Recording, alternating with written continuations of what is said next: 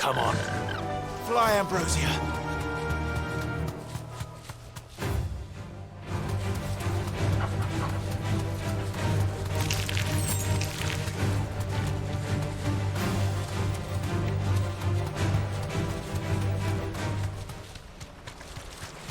Damn it.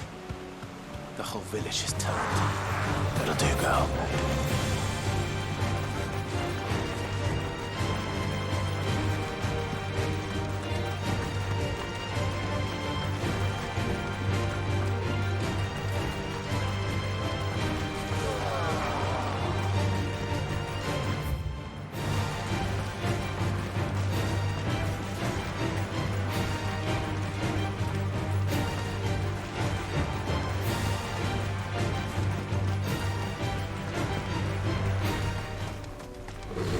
Time to fight.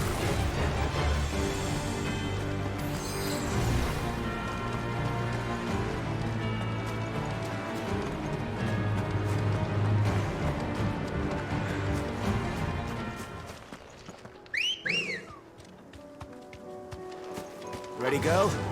Faster! All right.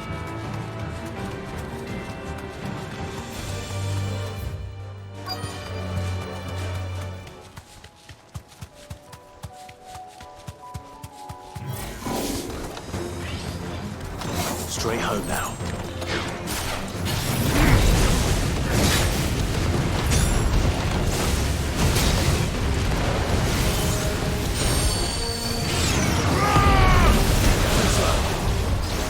Too slow.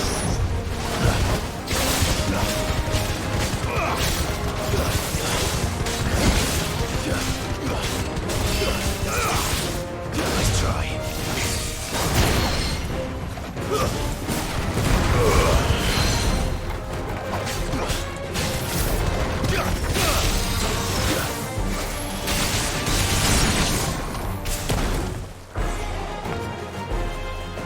Waken, wait!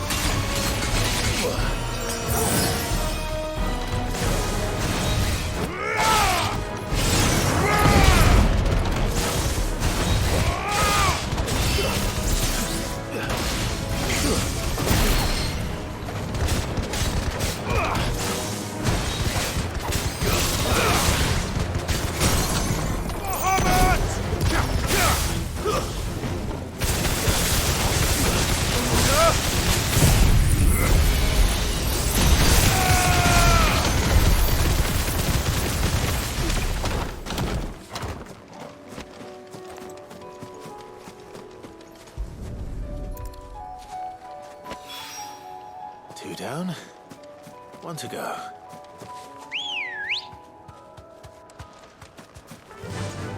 Yeah!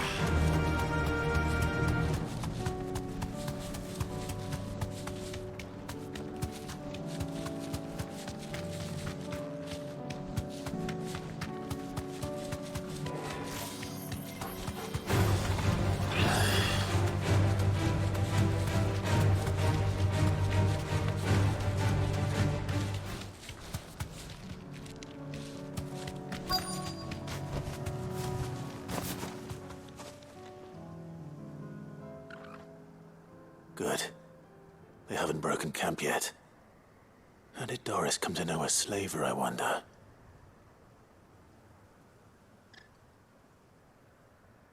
We've waited long enough.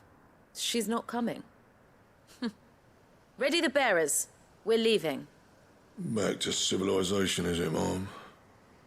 With all haste, lest any of you lackwits start talking like these feckless bumpkins. I presume your men are ready. We've suffered too many delays as it is. Any more, and I'll be docking your pay. Yes, Mom. Oh, but before you go, it appears we have company. Kill him. You're welcome to try.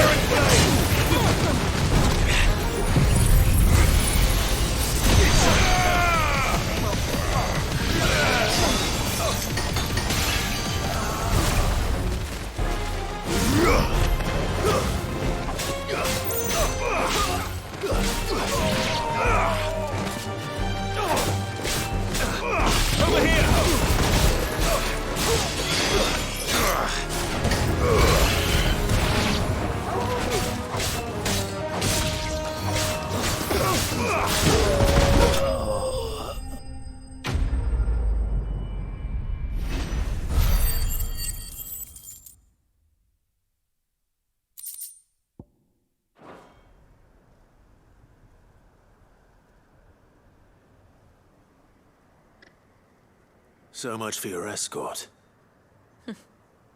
You'll forgive me for not avenging my men. I'm not the swordswoman I used to be. I surrender. Do with me as you wish, Sid the Outlaw. Sid. Ah, Doris. I take it you're not here to rescue me from our brooding renegade? You know, I always wondered where you'd vanished to. But casting your lot with this criminal of all people... Better fighting for a cause than killing for coin. I'm sorry, Sid. I should have told you sooner. This woman, my former master, once trained bearer children to be weapons in service of the highest bidder. She raised me like a daughter, and I did terrible things to earn her favor. It wasn't all terrible, surely. We had our fun, too. You were always so eager to learn, and had such clever hands. All my other children took either to the blade or to the books. Always either or. But you proved yourself a master of both. That's why I kept you for my own. How about it, my little dagger? Care to swear that blade to me again? I never swore my blade to you, nor will I ever. I fight for a higher cause, to liberate the bearers of this world. Farewell, Master. Thank you for making me the weapon I am. You always were a righteous child. Perhaps that's the reason I loved you so.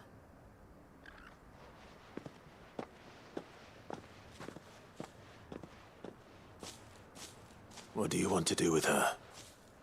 I am not the killer she wanted me to be. Not anymore. And she no longer has friends in high places. The Dame does, though. Her connections at the Imperial Court will see that justice is done. All right. If you're certain. I am. And thank you for everything. Now, I better let these bearers know that they're safe.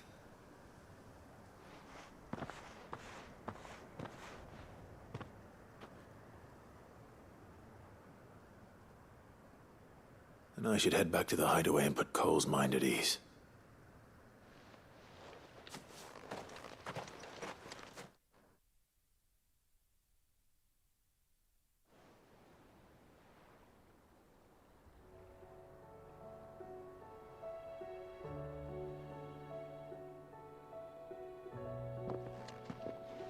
Welcome back, Sid. Doris's message just arrived. I hear you saved more bearers from being smuggled across the border. With any luck, they'll be joining us in the hideaway shortly. Oh, and your letter. You don't need to worry about Doris anymore. I'd been hoping as much. She mentioned one or two things in her report. So the slaver we'd been chasing all these months was her former master. Wish I'd known. She's been arrested, by the way, over in Sambrek. Went quietly, or so we're told. And she won't be getting off lightly. The Empire may have no love for bearers, but it's none too fond of black market traders either. Can't have been easy for Doris. I'm sure it wasn't. But don't worry. She'll be all right. Hope so. Suppose you should know, eh?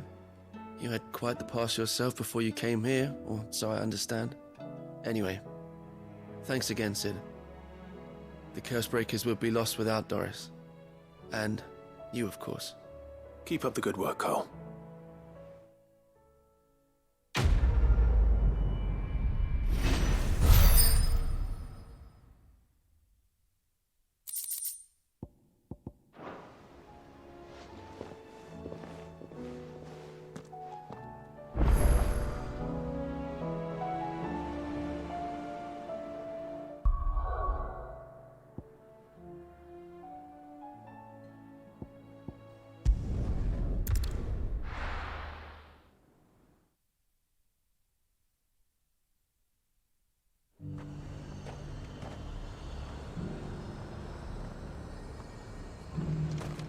Nothing like a little unrest.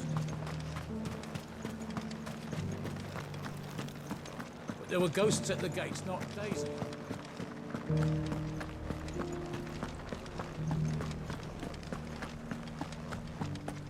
Those things I said before.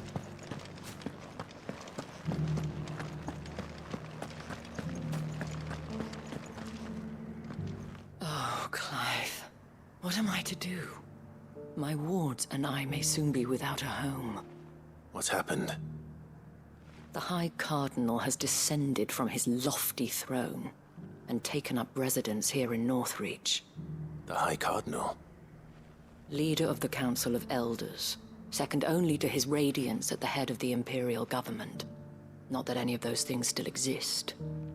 Now he goes by his noble title, the Duke of Oriflamme. And what does he want with Northreach? He wants to transform it into a military stronghold, a foundation upon which to build a new Sambrek.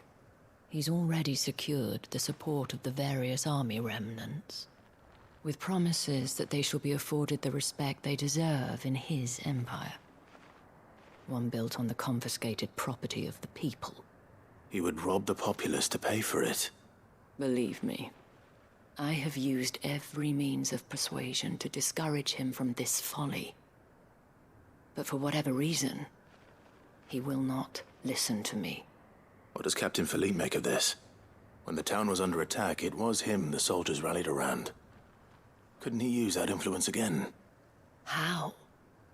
By speaking out against one of the most powerful men in Sambrek. A man whose stated aim is to revive the empire Philippe's comrades swore to serve, and to improve the soldiers' lot within it. The captain can offer them a regular supply of gruel, and an occasional trip to the Vale to help them forget the terrors they face each day. The Duke offers them a vision of strength and safety. No. Any attempt to incite mutiny would cost Philippe the support of his men. If it did not cost him his life. But given the mood around town, mutiny may yet be unavoidable. The people have little appetite for further deprivation. Least of all when it serves only to elevate others. And who could blame them? Clive, would you appeal to the Duke on my behalf? For your services to Northreach? You have the respect of the soldiers, and they will take you to His Eminence if you ask them. And unlike Philippe, no bonds of loyalty prevent you from speaking your mind to the man. Well, will you try? You could hardly fare any worse than I did. I'll see what I can do. Thank you, Clive. Tell me then, where will I find this Duke of Oriflamme? In the garrison? Overseeing the troops, yes. All right. Wish me luck.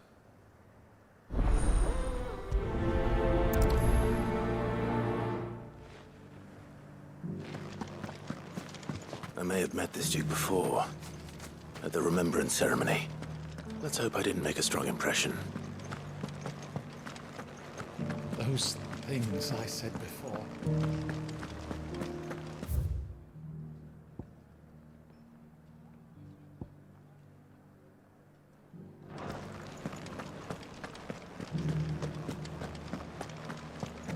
There were ghosts at the gates not days ago.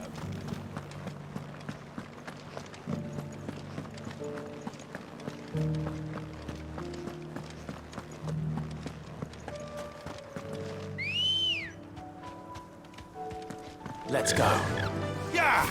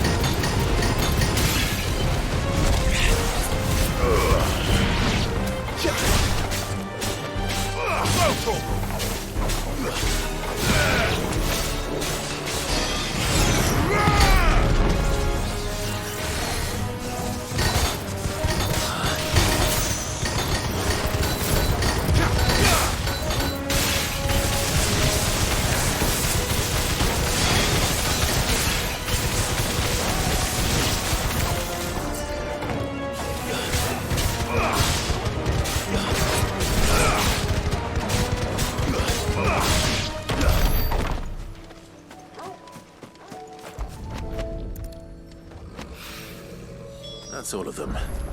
Owain can uncross his toes now.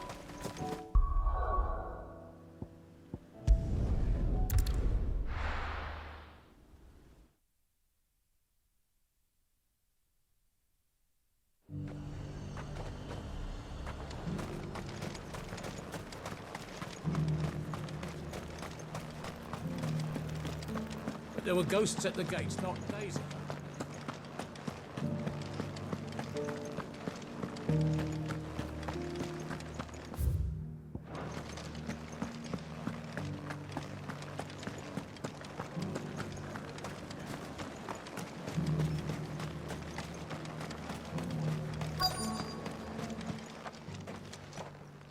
Halt! Oh, sorry about that. You're the dame's man, aren't you? You got some business with the captain? No, actually. With the Duke. I was hoping I might be able to speak with him. We're under orders not to let any civilians pass. But you should be all right. His Eminence has heard all about you and your heroics. Wait here. I'll go and ask.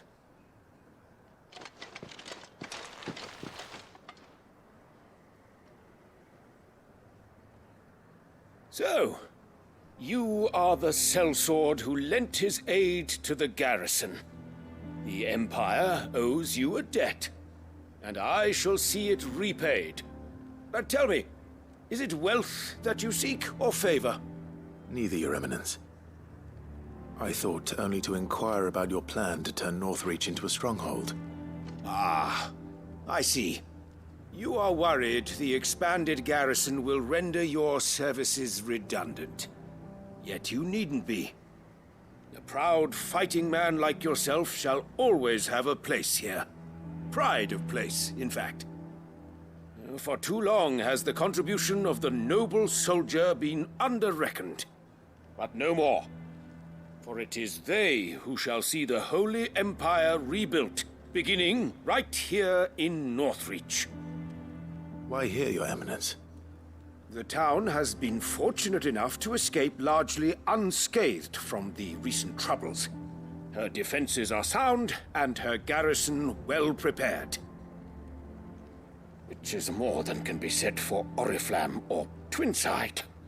The Empire wants for a capital, and I believe Northreach to be the perfect place. With Caer Norvent as her citadel. Once we have seen to the refortification of both the town and the castle, we need only build a wall around both to create a city that would be the envy of the twins. Plans are already underway for the construction. Soon enough, these thralls shall learn that they are no match for the might of Sanbreque. I fear you underestimate how dangerous these creatures are, Your Eminence. Should they return in force, you will need all the people of Northreach to come together in defense of the town. Something they may be loath to do if they've been deprived of their worldly goods. The people will do as their leaders command. If Sanbreque is to be rebuilt, she will require a functioning government. One whose authority is beyond question. That is why this levy is necessary. So that any man who wishes to join the army might do so and be fed, outfitted, and paid as befits a defender of the Empire. And yet there are those who persist in peddling the treasonous lie that I seek to steal from the people and drive them from their homes. I suspect they're afraid of losing what little they have left. Precisely. The common folk have little and less, and you mean to deprive them of even that. You would sow the seeds of your new empire in your own salted earth. Sabine, we have discussed this. Yes, and I told you then how putting the empire before her citizens would lead only to revolt. Without an empire, there are no citizens. And in yours, there will be only beggars. Is that what Griga wills for her people? Do not take her name in vain, Sabine. I'll come back later. The citizens revolt. I wonder what the people really think of the Duke's plan. It wouldn't hurt to ask them, I suppose. Let's begin with those on the other side of the wall. As long as you remain...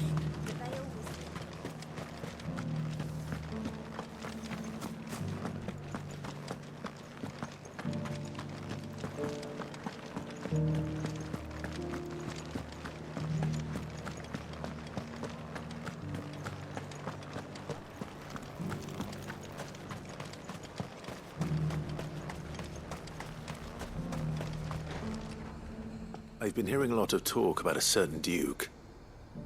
Nothing good, I'll wager. Going around acting like he owns the place. And with hardly a word to the dame. This is her town, not his. I take it you'd rather she was in charge. As far as I'm concerned, she still is. Just need his eminence to sod off back to Oriflamme.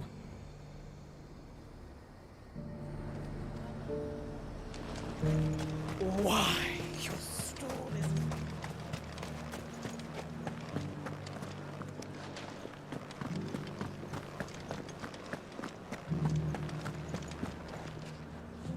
All right there. What is it you're after, sir? Just your opinion, actually. I wondered what you thought of the Duke of Oriflamme.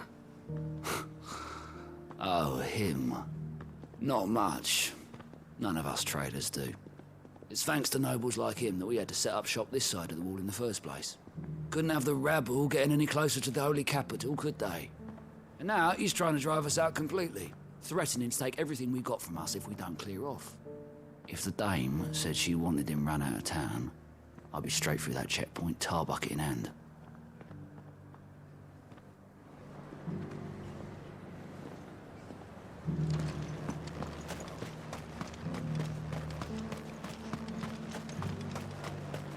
I heard the dame got an icon to rid the meadows of those ghasts.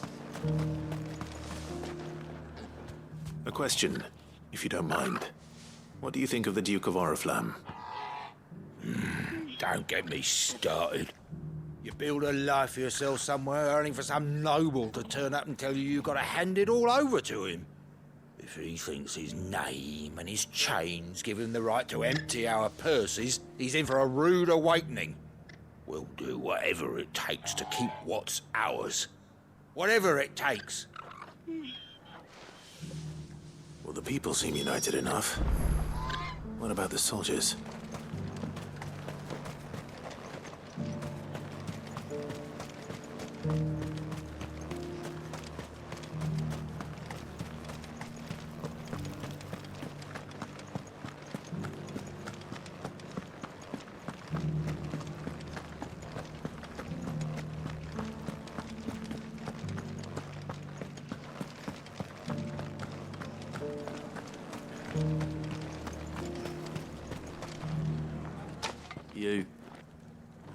You're the one who was talking to His Eminence. On the Dame's behalf, yes. I was trying to persuade him not to take the people's goodwill for granted, but it seems my words fell on deaf ears. What do you think of his plans? I'm a soldier, mate. He tells me what to do, not the other way round. Listen, I've got nothing but respect for the Dame, but I've got a family to look after. That's where my loyalties lie, not with the town or the Empire, but with my wife and children. If the Duke can get us the men and the equipment we need to fight off those blue-skinned bastards, I don't care how he does it.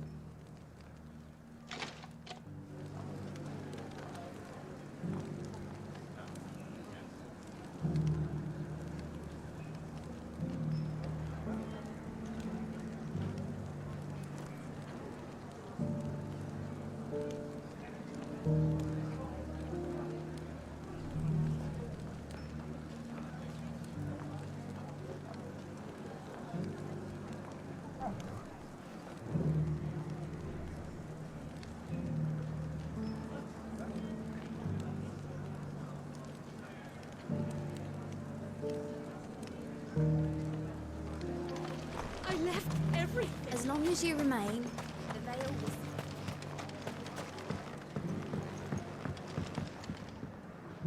will... I hear the Duke of Oriflamme plans to turn this town into some sort of fortress. Do you think that's a good idea? It's not for me to say. All I know is that unless the Emperor orders me otherwise, His Eminence's word is law. Look, no one likes all these taxes and tariffs, but empires don't come for free. Once Sanbreque is back on her feet, we'll all reap the benefits.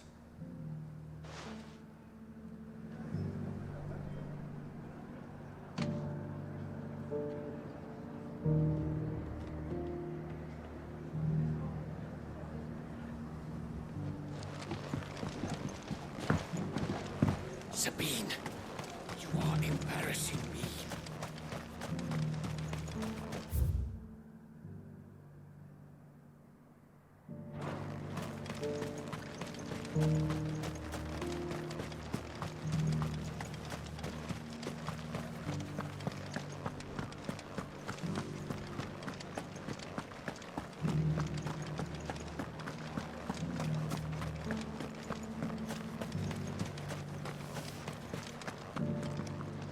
Excuse me, do you have a moment? I wondered if you'd mind sharing your thoughts on the Duke of Oriflamme. Well, he's made a lot of enemies coming in the way he did. I mean, look around us. You can see the state the realm's in. The traders might not like having the screws put on them, but if they volunteered a few more of their hard-earned gil before things got bad, maybe they wouldn't have to. I think the Duke's got a point when he says rebuilding the Empire's the best way of making sure we're all protected. And if that means people who don't know one end of a sword from another have to make way for those who do, well, that's just how it goes. Let's see what Philippe makes of all this.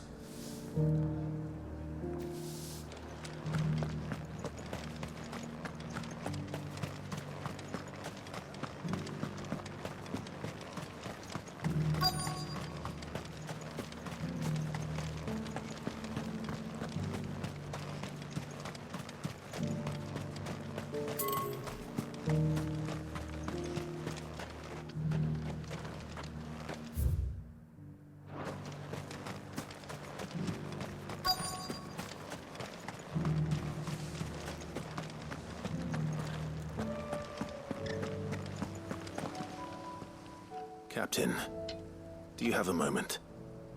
For you? Certainly. Clive, wasn't it? Thank you for last time. How can I help you? I wanted to ask you about the Duke of Oriflamme. Do you intend to go along with his plan? But to tell you the truth, I'm in two minds.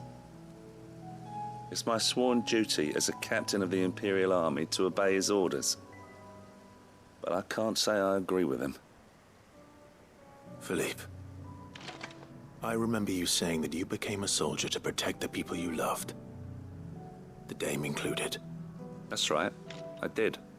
Well, she doesn't agree with the Duke's orders either. She thinks they could tear Northreach apart.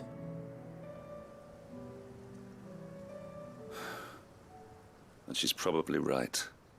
Thank you, Clive. I know what I need to do now. Protecting the people I love is what matters. Doesn't matter how. Well, duty calls, so I better go. Thanks again.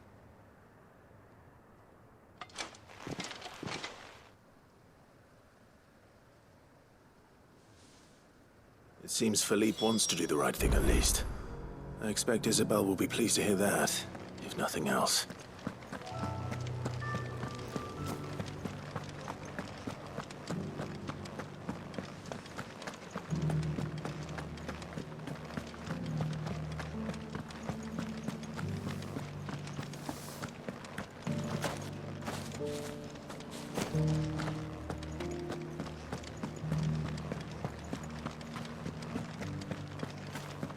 You needn't fret.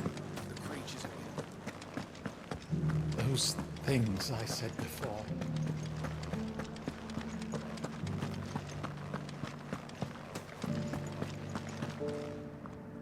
Ah, Clive. How did you fare?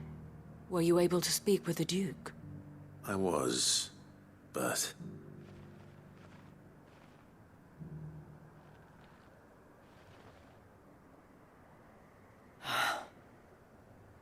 So Northreach is to be a fortress after all. Well, it will certainly help to hold back the thralls. There's no denying that. Though I doubt it will come as much consolation to the townspeople whose worldly goods are confiscated to pay for it. They deserve to be heard, Clive. To have a say in this new empire the Duke means to build. Sadly, His Eminence values their obedience more than their opinions, and hopes to reassert the authority of the state. I fear he sees the people as mere pawns on his chessboard to be sacrificed for the greater good. Needless to say, they themselves are of a different opinion, and would rather their destinies were in your hands. The soldiers, meanwhile, are content to follow their orders. And not just because of the Duke's rank, but because of his vision. I thought as much. Had I sworn to protect Sanbreque, I dare say I too would want nothing more than to see it rise from the ashes. Thank you for trying. But the battle is lost. I don't know about that.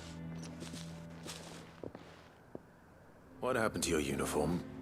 I handed it in, along with my resignation. Told the lads I wished them well, but that I owe it to those I love to call it a day. But why? Because I realized what really matters to me. Not following some nobleman's orders for the sake of it, but protecting what I care about. Protecting Northreach. I honestly don't know when those monsters will return, but I'm certain they're not finished with us yet.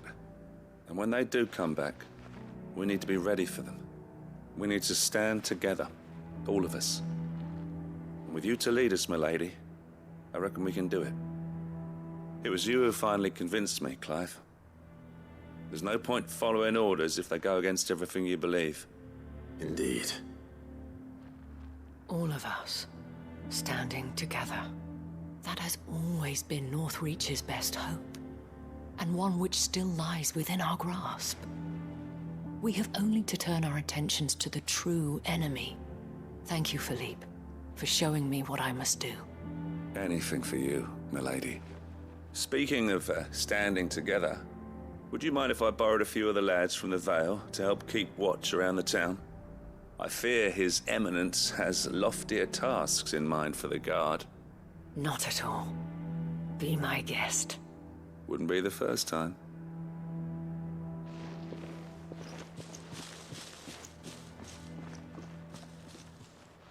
There may be hope for Northreach yet. Especially with men like you and Philippe to champion our cause. I, for my part, shall continue to work upon the Duke, in the stubborn belief that I might still tempt him into joining hands. But I suspect I shall have to call upon your aid again. Until then, Clive. Until then,